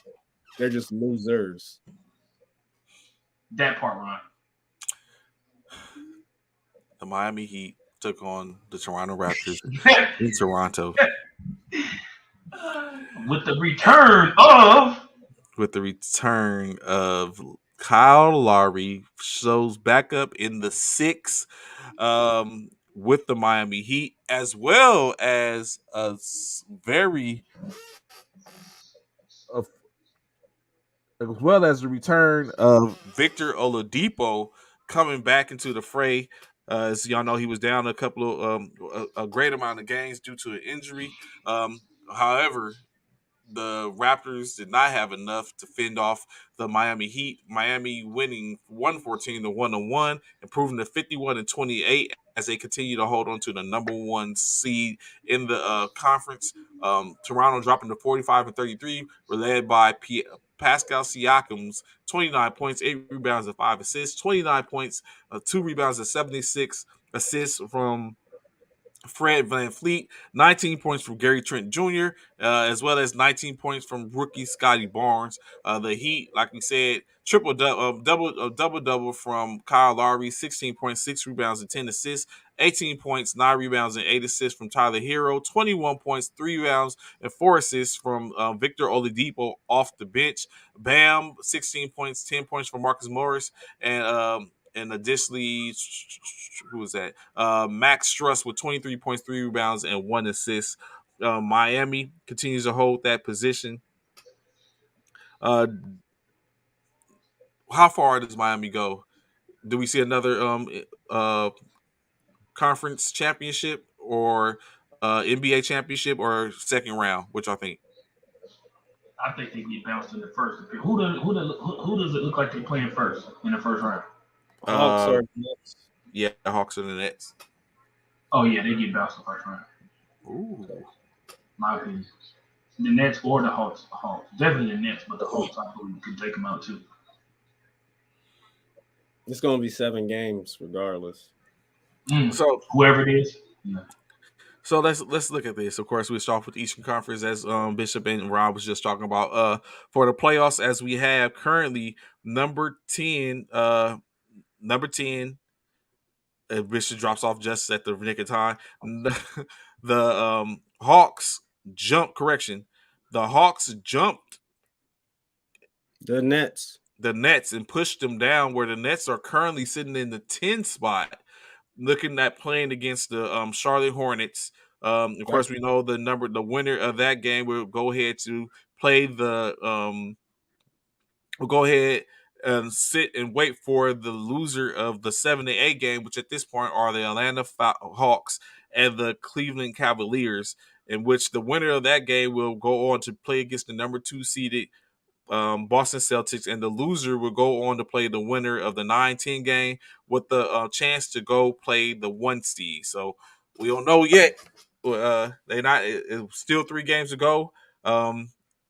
We'll know what the next outcome could potentially be. And then, of course, after that, you have currently the 76ers are expected to play as a 4 seed against the 5th seed Chicago Bulls, as well as the 3 seed Milwaukee Bucks are expected to play against the 6th-seeded Toronto Raptors if the season was to start today. On the Western Conference, you have the number 10 seeded San Antonio Spurs will take on the number 9 seeded New Orleans Pelicans, with the winner going to sit and wait for the loser of the 7-8 game, which is currently this number 7 seeded Minnesota Timberwolves against the number 8 seeded Los Angeles Clippers. The winner of that game will go to play against the number 2 seeded Memphis Grizzlies, as the last playing game will have the winner playing against the number 1 seed, the Phoenix Suns. Other games in that seed on that first round, number 4 Dallas Mavericks are looking to take on number 5 seeded Denver Nuggets, and then lastly, the number 3 seeded Golden State Warriors are currently predicted to take on the number 6 seeded Utah Jazz. Ron, as you take a look and listen to those games, I see a couple of that Golden State Utah game. I don't think will come out as it seems with the 3 versus 6. I think that's going to be a harder game than anticipated. The 3 versus 6? Yeah, Golden State versus Utah. You don't got me on that one. Not with Utah. Not ever. Not with Utah. ever. I saw a stat the other day that Trae Young to his center, what's his name? Dude from Houston. Not important. Capella. Yeah, they have a combined 122 assists this year. Donovan Mitchell, Rudy Gobert has a combined 121 passes total. Total. Not even assists, just passes. No, we're not talking assists. We're talking passes. They don't pass that ball to that man the ball. He's just the defensive anchor.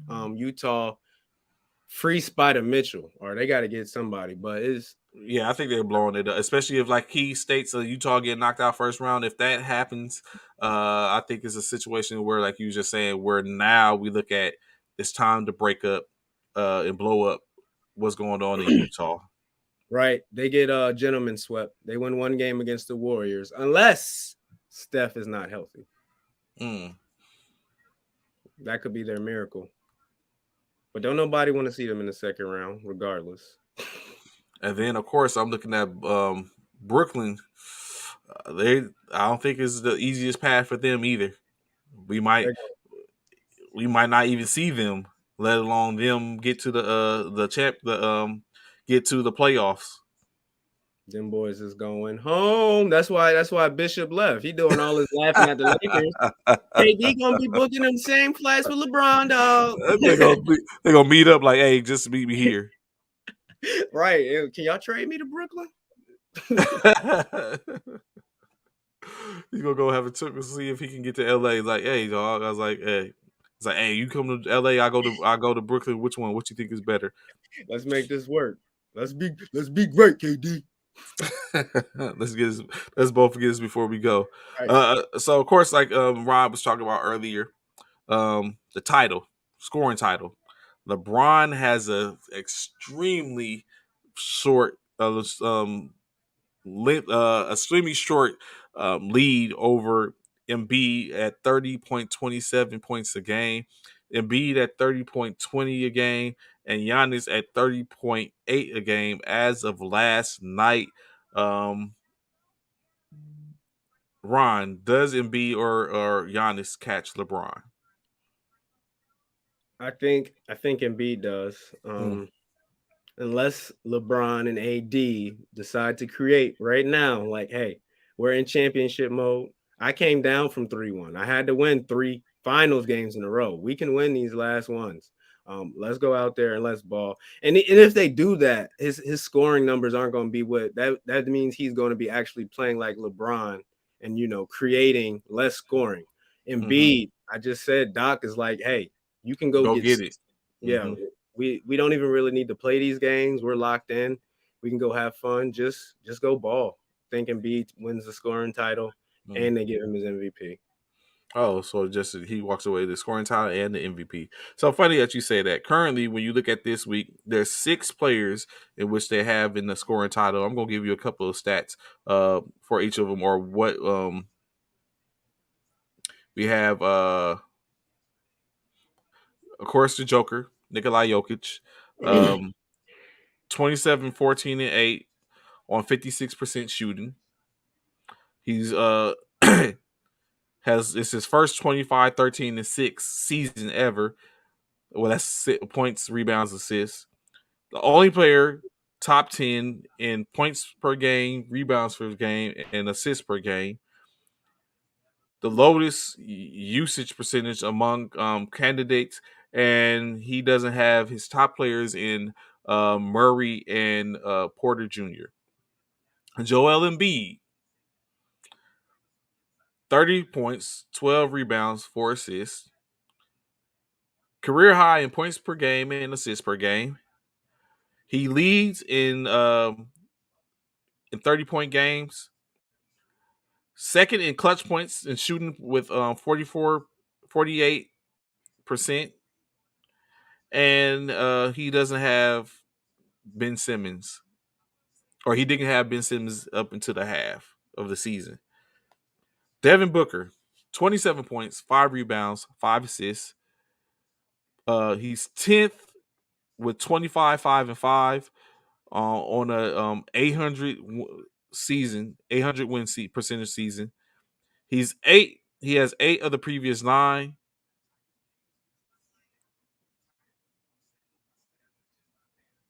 Oh, 8 of the previous 9 MVPs have had that same stat and won.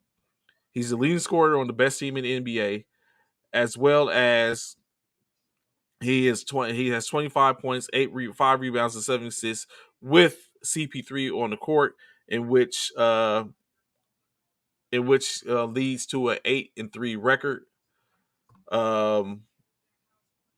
Of course, the other 3 other candidates, MVP candidates, is you have Giannis Antetokounmpo, who basically is has 30, 12, and 6 on 55% shooting. He is a top 3 scorer in the NBA, top 3 defensive player of the year candidate, as he has won the last 2 defensive players of the year.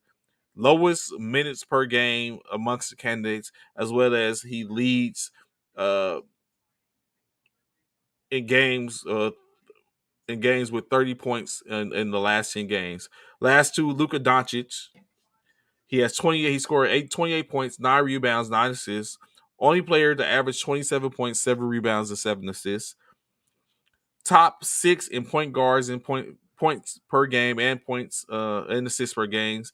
He has the best head-to-head record amongst the candidates, and he has not a single All-Star on his team. And lastly, of course, Jason Tatum, who represents the Boston Celtics. Jason Tatum, who represents the Boston Celtics, he has a career highs of 27 points and 28 rebound average. He leads the NBA in plus or minus. He's top 3 in total points, best point differential in the East, as well as the best point differential in 2002. As he also is a candidate. So when you look at the stats, of course, uh, each in certain categories, Giannis has the most points per game. Jokic has the most rebounds per game. Luka averages the most assists per game. Jokic with the most steals. Giannis with the most points per game, blocks per game, and then Booker leads in 3-point percentage and free throw percentage. Luka leads in field goals made, and Jokic leads in field goals percentages. So when you look at it, it's a pretty there's a lot going on in those top 6 for the MVP race. Anthony Price states that he already knows that Jokic is going to go run away with the MVP. Who you are thinking between those 3 candidates? Again, Nikola Jokic, Joel Embiid, Devin Booker, Jason Tatum, Giannis Antetokounmpo, and Luka Doncic. Who is your pick for MVP this year? Luka. I agree. Yo, who'd you say? Luca. Luca. Yeah, I was just thinking the same thing. Luca, he Yeah. doesn't have, like I said, I think that didn't even resonate until I just read it. He's doing all that, and he doesn't have a he doesn't have a he doesn't have a all star on his or a bat. He doesn't have a Robin. Right. It's just him. Yeah, Yeah. he is a So team yeah. as we stated, but we know Right. Luca's not going to get it. It probably is going to go to. I would be surprised if Luca gets it, but we know it's probably going to end up going to Joker. Embiid or or a Joker. Yeah. It's Also, what gonna I be did not realize, gentlemen, please correct me, or saying thrash me if need be. I did not realize that Giannis is up for his third consecutive um, Defensive Player of the Year award. Oh wow. there's What's really good? Good morning, man. What up, Brad? What up? What up? there ain't really nobody else, out there to compete with him either. Because Defensively Simmons though, ain't because Simmons ain't being ain't played all playing. year. Yeah. Draymond ain't really he been out this Doing year. nothing. Yeah, he just Rudy came back Gobert. not too long ago. We Yeah. better not give Rudy Gobert another defensive player of the year award. Yeah, no, he definitely got it. No. Wow. That's gonna be a pretty crazy accolade. Yeah. No. That's Jordan-esque. Jordan-esque. Yeah. Let's move on to some brighter topics in our beloved NFL. But before we go, Yes, Bishop, yes. you dropped out on us, Bishop. We was Yeah, talking about he tried to run. LeBron and KD both called in and they said they going on vacations together because the Nets is going home. The Nets is going home when? That first playing game. They ain't even gonna win it. Yes, we are. Man, y'all crazy. Y'all crazy. Y'all think the Nets is not going to win that game. Y'all out your mind. The Nets is not making it to the playoffs. It Yes, doesn't we look. are. It looks very Yes, we are. dismal there, Bishop. Y'all in the 10th spot right now. They gotta win. They gotta win 2 March Madness games. They gotta win the first one and the second one to get the 8th seed. That's fine. Hey, I That's heard fine. Are you KD sure? Cancun. Yeah, that's fine. And who do we have? The Hawks are Currently, better than y'all, Bishop. currently I'm y'all playing. Currently, sorry. y'all would be playing the Charlotte Hornets, and if y'all can get through the Charlotte Hornets, then you're going to be waiting on even the Hawks or who Okay, was that? never mind. I thought the Hawks was in the 9th. The No, Charlotte. the Charlotte's in the ninth. So if they Yeah. win them, then they have to go. They go play the loser of the 7-8 seed, which will even be Atlanta. So they can still face Atlanta or who is Atlanta? Who I just say Atlanta was playing? Is it the Toronto? No, Toronto's the 6 seed. So then it's gotta be Cleveland. No, Cleveland's Cleveland. It was even be the Hawks or Cleveland. Oh yeah. You feel like what? Y'all know better. Y'all know better. Don't do that. Don't do that. Y'all just played the Hawks on Saturday. KD had 55 points, And and the L. y'all still lost by almost 10. I don't know. Ice Trey getting shivery out there. It's Ice Trey out. That's my dude. Boom. Boom. Y'all know how I do. 90 minutes in, we almost did not get a boomer sooner. My bad, Y'all know Trey. y'all had to bring up Ice Trey, baby. Y'all had to bring up Ice Trey. With that, yeah, man, we all right. That's cool. Now that KD sees what we need to do against the Hawks, the next meeting in the play-in game, yes, sir. We're gonna have everything we need to do to take out them Hawks. Sorry, Trey. Don't worry about it, Trey. He'll be on here in about 2 weeks crying about the net, how disgusted he is in Ben Simmons and why the heck Kyrie wasn't You playing better. defense. That's the thing. Ben Simmons needs to bring his behind his back. Why do we have Patty Mills? Like all that Yeah, stuff. that part. Yeah. So in the NFL, I'm glad to announce and speak on this as I think it was a long time coming. It was unfortunate that he couldn't have been here a little sooner. Frank Gore signs a 1-day contract with the San Francisco 49ers to retire as a Niner. 49. You know what I'm saying? As we know, Frank Gore is currently, when he retires, he would no longer be on the active list, but he's currently number 3 on the all-time rushing leaders. That's nuts. Yeah. Yeah, 16K something. yeah, it's crazy. Like, Yes. So we greatly appreciate him coming back into the fold. I would have hated for something to happen like he signed a 1-day contract with the Rams or some like saying ever seemingly that's what the hotness is. Let's sign with the Rams, Bobby Wagner. We'll talk about you in a second. ah, sounds like you want to talk to the back-to-back up-and-coming champions. Uh-oh. Additionally, also Frank Gore might get a job in the 49ers front office. Front office, yeah, they come out there. But of course, you know what I'm saying, it's glad for Frank to come back. So Yeah. unfortunately he can get enough enough more time in so he could have took the record from Emmitt Smith, but number 3 isn't bad at all. Great work, Frank. Right. He's not talked about enough. I still can't understand how he's number 3. Additionally, Miami's cornerback Xavier Howard is a speed.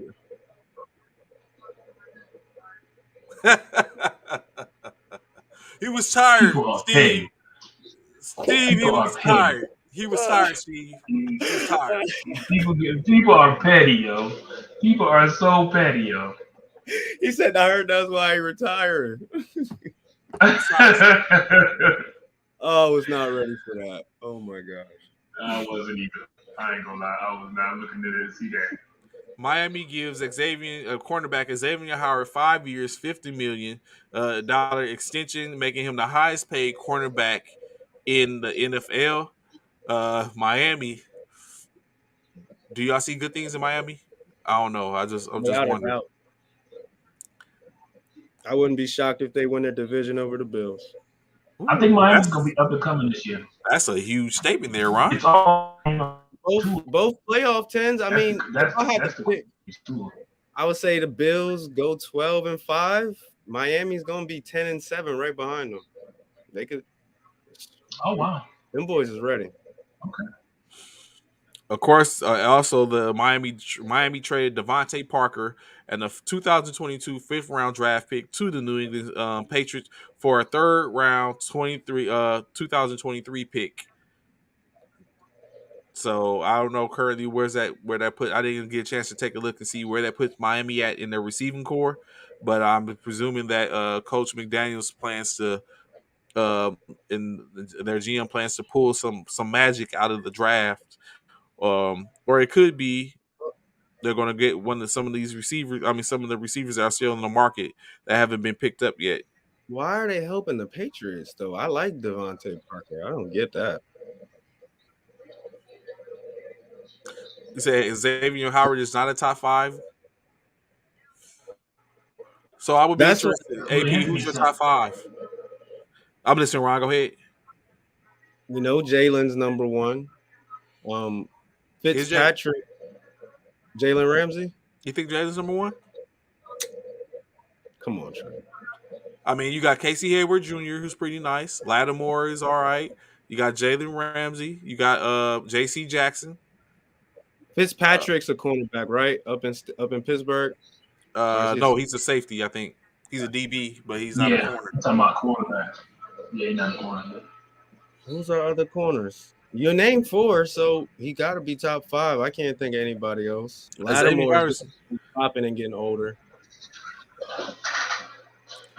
I don't know. Maybe got Gilmore out in Carolina. Gilmore, yeah. Stephon Gilmore, yeah. It's debatable. 3 or 4. He could. He's on the cusp, maybe. Minka, safety. Minka's a safety.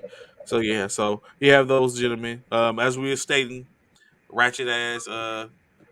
Bobby Wagner signs a 5-year, $50 million contract. Why you gotta be ratchet though? Why you gotta be ratchet, dog? Trey? Why you gotta be ratchet, man? Because he want to get it. He trying to get his bag now. He ratchet, really? You just mad because he went over there and now y'all got to How do you score on the Rams? We won't find a way. You're not going to. That's the thing. That's the whole thing. We're not. Field goals.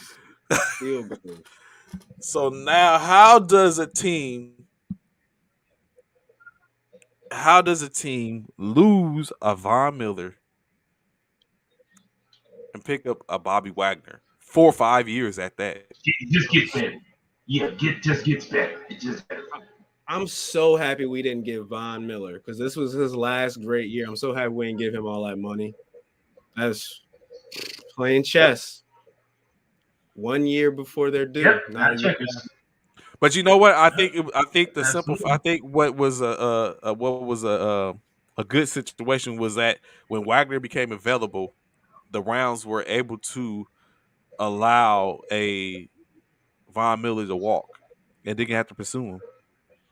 Because like we got, I'm Mm. very sure they was working the angle is like, okay, if we Right. don't pay, we'll offer Von, but if we don't pay him, we working the angle with Wagner. So now Wagner, they've 10 million, they're all 10 million a year. Great Look, money. Great money for an older veteran. hmm That is still yep. considered one of the top linebackers in the NFL. Not top. He's the Yeah, best. we went over that the other day. Yeah, the best, The Yeah, Rams got the best. best interior linebacker in the NFL. Right. The Rams got the in the best NFL right now. cornerback. They got the best DB, the best linebacker, and the best D lineman. It don't make Defense win ball In the games. league, without question, in the league. And I'll be thinking about how Yeah. do these teams allow this to happen? And don't forget about the something to prove factor with Wagner because he should be hungry because them boys been getting disrespected up in Seattle. So he got to prove himself. Right. Seattle with the disrespect of letting him go. Damn it, man. Yeah. It benefits Aaron Donald the most because you know one of the biggest issues with Aaron Donald is when he's so good at getting to the quarterback, he opens up the lane and runners can get by him easily. Despite you know how many sacks he gets, it's easy to run the ball on the Rams. Now you're gonna be running into who? Good luck against the league leader in tackles. Ron, that question for you. Yeah, they're gonna try him. He just gave you how you beat the Rams. Target that left side of the field. Because I So what don't do y'all know. think about those systems? What do y'all think about those systems where where someone stays on one side of the field? I know it's a scheme. Um, what do you think That's about the system? Which he doesn't the corner doesn't follow the best receiver on the team around. Jalen doesn't play like that though. That's Revis Island type cornerbacks. Jalen goes to the best player. You're going to see him on take up. Yep. It was his priority. He's like, I'm going to deal with what's our boomer up in Cincinnati, Jamar Chase. Mhm. Jamar Chase, yeah. He took that up assignment. He took his embarrassments, but he's going to be fine with Right. that. Do you think I give you that if they was on opposite side of the sidelines, does Ramsey lock down a Cooper Cup? No. Lock him down. When you say lock him down, what do you mean? What does that consist of? No catches, no targets, no what? Yeah, or keep them under 50 yards. Ooh. Cooper Cup? Yeah, that's probably why Cooper is who it was. They probably would battle They in probably put them up practice. against each other in practice, yeah. They probably do. It, If I was a Talk coach, I about team would. development. mm-hmm. Yep. If I was a coach, I Working better. would. Best So receiver versus the best DB. Yep. does Jalen Ramsey lock down Devontae Adams? I don't think you can lock down these top wide receivers in today's All game. you can do is we It's, don't have any especially Revis, when it no comes more especially when it Revises. comes to yeah, especially when it comes to crossing routes. Because Right. when the crossing route, all it is all the job of the receiver is to ensure that you run the DB into traffic so he can get lost within the traffic so he can get open. So it's hard to defend Right. a crossing route, especially Right. in Maine. Especially in Maine. And then all the rules is here to benefit offense. I actually Right. prefer a Revis Island type corner that's going to take away half of the field compared to somebody that's going to Right. follow the receiver. Oh Yeah. no, that's it. Or Agreed. like who is it? Richard Sherman types and all that type of stuff. Like remove half the Yeah. field. Right. Interesting. So I have a couple of people in which I said want QB specific, and I want to know on a 1 to 10, 10 being the hottest, how hot the seed is for these quarterbacks. Ooh, Now I was gonna give this first one, but I already know what the answer is How going to hot? be. What? All right, but how hot the seed is, 1 to 10. Yeah, for quarterbacks or corners? What did you say? Quarter For who? QBs. QBs? Oh, okay. First player, Ryan Tannehill. How hot is that woo. seed? He on the grill. He on the grill. After the coals and got, you know what I'm saying, real hot. Yeah, he on the grill. They leaving grill marks on his butt right now. He overdone, overcooked, Yeah. burnt. Yep. Jalen I don't know why. Hurts. I don't know why he's still there. Jalen Hurts. Ooh, Bishop, that's you. That's a good one. I feel like it's lukewarm. I feel like What? it's lukewarm. So I feel like a two or three? yeah. I feel like he ain't. Yeah. I feel like that was just his first. Last season was his first season as a starter, and I feel like that we saw. We had an opportunity to see what he could possibly Well, do. However, I still feel like a lot of it we couldn't see because of the fact of the offensive line. There's so many veterans on that offensive line that that we need to move some people around just in case. So I feel like it's lukewarm. let me ask you a question, Bishop. What's If up? Jalen Hurts goes under 500, is he the quarterback for the Eagles in 2024? No, Then you got to raise that number up. no. If he goes under 500, but I don't think he's going to go under 500 though. That's the thing. I don't think that's going to happen. But yeah, I feel like if he goes under 500, yeah, I can't see. I mean, I don't even see any team though. That's any team though. Would you say? Would you not say the same thing for? Even though he hasn't played one game yet for the Broncos, would you not say if Russell Wilson goes under 500, he's definitely not the team for? He's definitely not the quarterback for the Broncos in 2024 or He 2023. absolutely is. He could lose every game. No, and he gonna still be the starter. He gonna still be the quarterback. No, I don't see that. I mean, I don't see that. You have Russell for the next decade, and you know who he is. He's not going anywhere. We know what he was. We don't know if he's still that right now. Wow. We know what he was. We don't know if he's still that right now. We'll see. This upcoming season is gonna show if he's still that. But we don't know if that's still the Russell of old. In my opinion, I don't think that we can say that. Okay. I feel like back to the Eagles, they're at the 9-8 range. I don't know why you talking about them like they're a 12-win team. Like there's no way he goes 8-9 this year. What 9-8, 7? Really? Really? Well, how many wins do you got the Eagles getting, Bishop? We're gonna talk about that. We're gonna talk about that. We're gonna end with that. I do got him get. I got him getting more than what I got him getting. Say what? I said you making it sound like the Eagles about to go 14-3. No, nah, not that. But we can go 10-6. Okay. Come on, man. We can go 10-6. I'm there with you. I'm there with you. Who our next quarterback? Yeah, what's the next quarterback, Trey? Kyler Murray. Ooh, is the seat hot? You saying is the seat hot? How hot is it? It's hot. Oh, how hot is it? Listen. Stepchild about to get sent off to military camp hot. They're getting tired of that. Yeah, it's hotter than. I feel like it is hotter than Jalen's.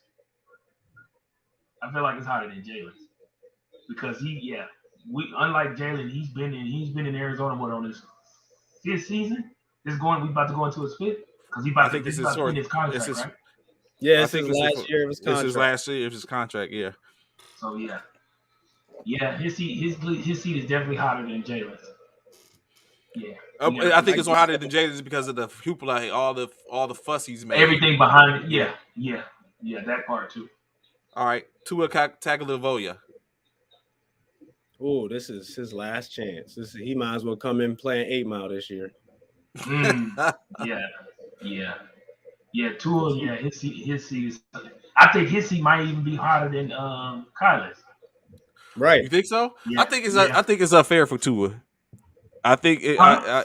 I think it's unfair for Tua. I think he should Why? get an opportunity because he's look at where he's at now. Like he's twice. He's in Miami. He's had winning seasons in Miami. Okay. So So why it's is it like unfair? I don't know if we can say he had those wins. Yeah, well, I think Really Fitzpatrick might have lean had on a hand in that. Flores having those winning seasons, but Yeah. But why is he? Why you feel sorry? Why do you feel sorry for I him? feel sorry for him because I don't think Tua has he's going to get this year, but he's going to be in a new he's going to be in a new system, and he's going to have 1 year in that new system, and then next year I would think next year I would hope that he gets 2 years at least. no, Trey, we can't feel bad for any quarterback that has toys like Jalen Waddle and Tyreek Hill. You got 2 Ferraris sitting out back. No, you And you better want to go Get jump win. him. and you Get want to him, jump in Ron. the You better go win to her. Are we done? We need a Miami Dolphin fan to come on here. They'll tell you how done they are.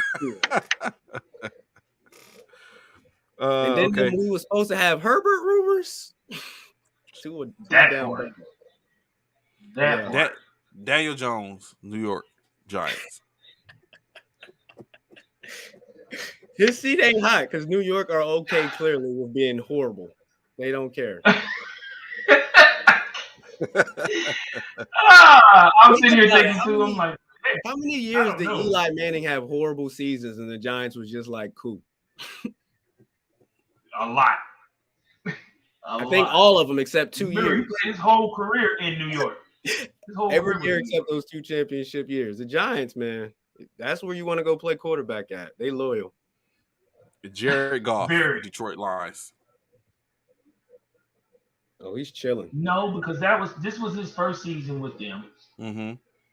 So I don't think his seat is high. And it's probably more on the cool side. I don't think he's at a high seat yet, in my opinion. All right. Lastly, Sam Darnold.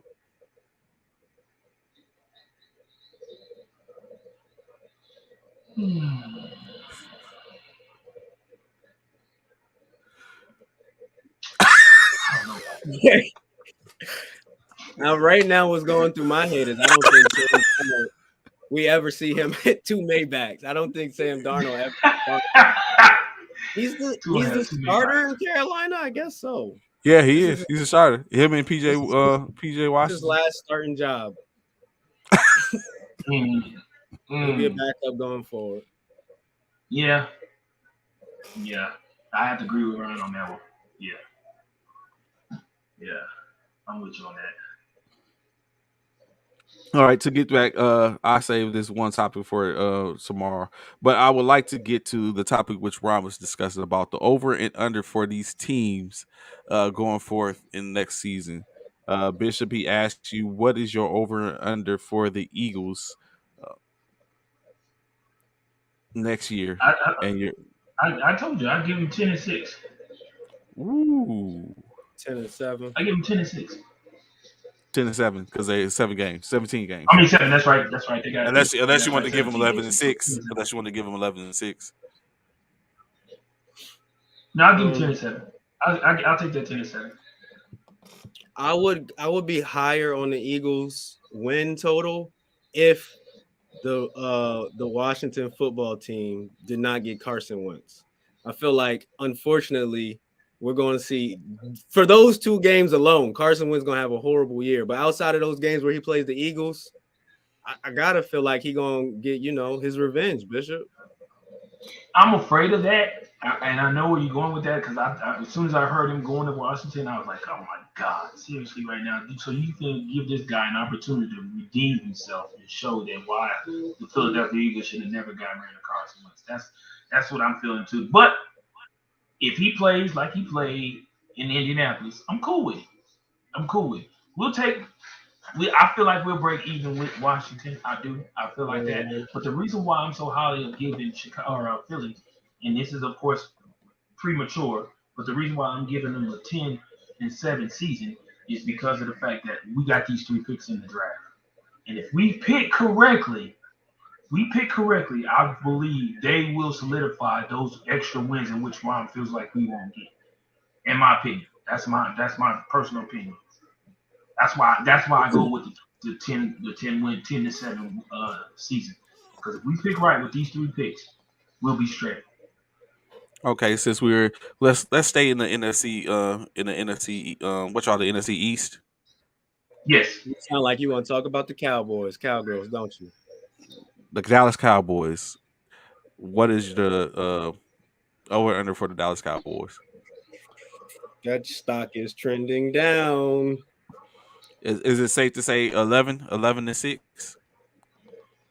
That's too high. Wow. I'm at 7. Ooh. I can be talked up, but why? Wow. 7-10. Ooh. Their defense fell apart. Their offense fell apart. Their coach is I don't even know if we can call him a coach. Carson with the Commanders. He's washed up. Right, but he's going to show up to play the Eagles. He is. Okay, how many of y'all got the Cowboys out? Where'd you got the Cowboys at, Bishop?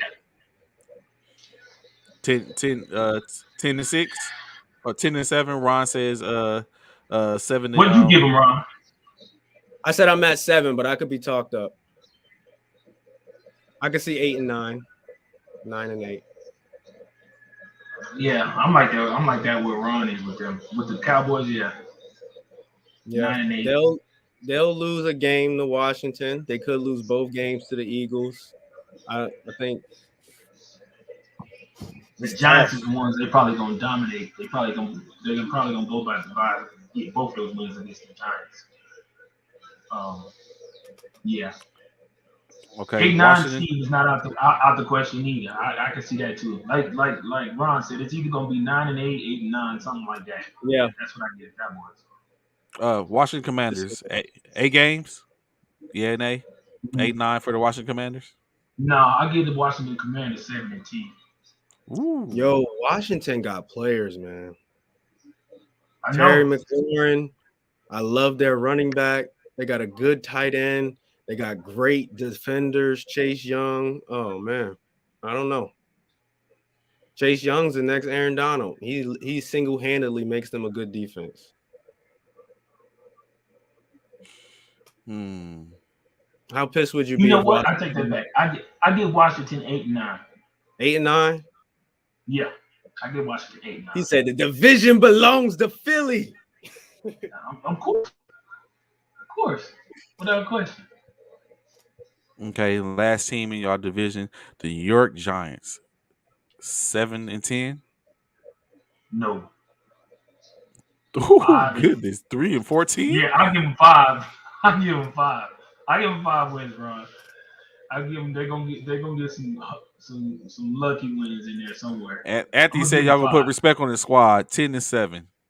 I hear him. I see Anthony. I see him. But I'm gonna give him. I'm gonna give the Giants 5 wins, maybe 6 and 11. The Giants, I'm giving them 6 and 11. There's just no way. Them boys won 6 games. No way. It's been a long time since we got to watch football, huh? Because we forgetting how hard it is to win these games. Yeah, it must be. Yeah. They're gonna get either 5 or 6 wins, man. Because I think. So last year they went 4-13. They went what? 4-13.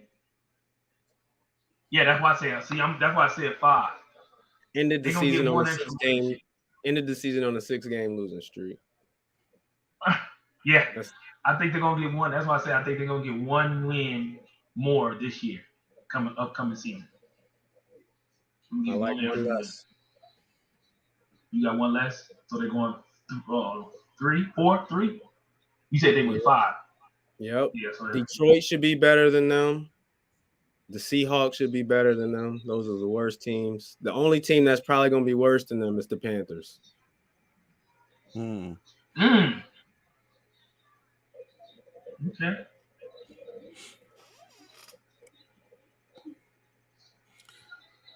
5 and 12. So we'll see that. So that, of course, saying tomorrow we might go over another division. So that's our time for the day. Of course, it has been a great day back as we had a little business to take care of in in Houston over the weekend, but of course, saying back in grand fashion and rocking with you guys and everything. Of course, we look forward to having some pretty good guests on the show in the next coming days.